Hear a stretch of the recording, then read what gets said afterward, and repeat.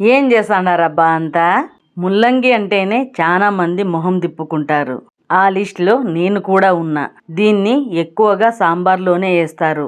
సాంబార్లో అయితే ముక్కలు తీసి పక్కకు పెడతామని మా అమ్మ ముల్లంగిని తురిమి చేసేది. ఇది బాగా ఫ్రై అయినప్పుడు ముల్లంగికి ఘాటుతో ఉన్న ఫ్లేవర్ తగ్గిపోయి చాలా రుచిగా ఉంటుంది. ముల్లంగి అంటే ఇష్టపడని వాళ్లకు ఇలా చేసి పెడితే హ్యాపీగా తినేస్తారు. ఇది హెల్త్కి కూడా చాలా మంచిది. దీంట్లో 80% వాటర్ కంటెంట్ ఉంటుంది. మరి హెల్తీ అయిన ముల్లంగి ముద్దకూరని ఎట్లా చేసుకోవాలో చూసేయండి.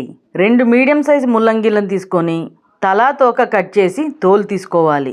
ముల్లంగిలను తురుముకునే దానికోసం గ్రేటర్ తీసుకొని పెద్ద రంధ్రాలు ఉండే పక్క తురుముకోవాలి. చిన్నగా ఉన్న వైపు తురుముకుంటే కూర అయిపోయేలోపు ముల్లంగి మెత్తగా ఉడికిపోతుంది. అందుకని పెద్ద రంధ్రాలు ఉన్న వైపు తురుముకోవడం బెస్ట్. ముల్లంగిని జాగ్రత్తగా పట్టుకొని తురమండి. తేడాగా పట్టుకుంటే మాత్రం వేళ్ళను కూడా తురిమి పారేస్తుంది. పొడి పొడిగా ఎంత బాగా వచ్చిందో. ఇట్లనే 2 ముల్లంగిలను కూడా తురిమేసుకోండి. ముల్లంగిని తురుముకొని పక్కన పెట్టుకోండి. స్టవ్ ఆన్ చేసి ప్యాన్ పెట్టి టేబుల్ స్పూన్ నూనె వేసి కాగనీయండి. తిరుగువాత కావలసినవి ఆవాలు, జీలకర్ర, శనగబ్యాళ్ళు, ఉద్దిబ్యాళ్ళు. నూనె కాగినాక ఇవి వేసుకోండి. శనగబ్యాళ్ళని, ఉద్దిబ్యాళ్ళని దోరగా ఏగనీయండి. పొడవుగా కోసుకున్న ఒక ఎర్రగడ్డ, 4 పచ్చిమిర్చి ముక్కలు, 2 రెమ్మల కరేపాకు ఇవన్నీ వేసుకొని ఎర్రగడ్డలు దోరగా అయ్యే వరకు ఫ్రై చేసుకోవాలి. మీడియం మంటలో పెట్టి మధ్య మధ్యలో కలదిప్పుకుంటూ ఏగనీయండి. లైట్గా కలర్ మారుతున్నప్పుడు కలుపుతూ ఫ్రై చేయండి. ఎర్రగడ్డలు మాత్రం వేగితే సరిపోతుంది. ఈ టైంలో 1/2 టీ స్పూన్ పసుపునేసి పసుపు తిరుగువాతలోకి బాగా కలిసేలా కలుపుకోవాలి. మనం ముందుగా తురుముకున్న ముల్లంగిని తిరుగువాతలోకి వేసుకోండి. మీ రుచికి తగ్గట్లు ఉప్పునేసుకోండి. వంటల్లో రాళ్ళుప్పుని ఎక్కువగా వాడుకోండి, హెల్త్కి మంచిది. అంతా బాగా కలిసేటట్లు కలుపుకోవాలి. ఉప్పు వేసినాం కాబట్టి ముల్లంగిలోంచి నీళ్లు ఊరి తొందరగా ఉడుకుతుంది. మూత పెట్టుకొని ముల్లంగిని బాగా ఉడకనీయండి. 5 నిమిషాలు అయినాక మూత తీసి చూద్దాం. ముల్లంగిని ఓసారి బాగా కలపండి, అడుగు మాడకుండా ఉంటుంది. మూత తీసి చూసుకుందాం. ముల్లంగి నీళ్ళన్నీ ఎమిరిపోయి పొడి పొడిగా అయ్యింది. 1.5 టీ స్పూన్ కారం, టీ స్పూన్ ధనియాల పొడి అంతా బాగా కలిసేలా కలుపుకోవాలి. కలుపుకుంటూ కారం పొడి, ధనియాల పొడిని ఏగనీయండి. ఇట్లా ఫ్రై చేసుకున్నాక 2 టమాటాలను చిన్న ముక్కలుగా కట్ చేసుకున్నవి వేసుకోవాలి. టమాటాలను ముల్లంగితో పాటు బాగా కలిసేలా కలుపుకోవాలి. మూత పెట్టుకొని ఉడకనీయండి.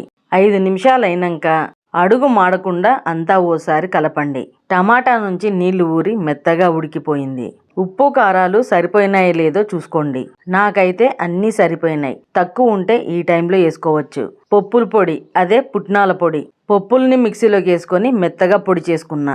ఈ పొడిని 1.5 టేబుల్ స్పూన్ వేసుకుంటున్నా. ఇది వేసుకోవడం వల్ల కర్రీకి మంచి బైండింగ్ వస్తుంది. దాంతో పాటు రుచి కూడా చాలా బాగుంటుంది. పప్పుల పొడి బాగా కలిసేలా కలుపుకోవాలి. ఇది కలుపుతున్నప్పుడే కర్రీ కొంచెం గట్టి పడుతూ వస్తుంది.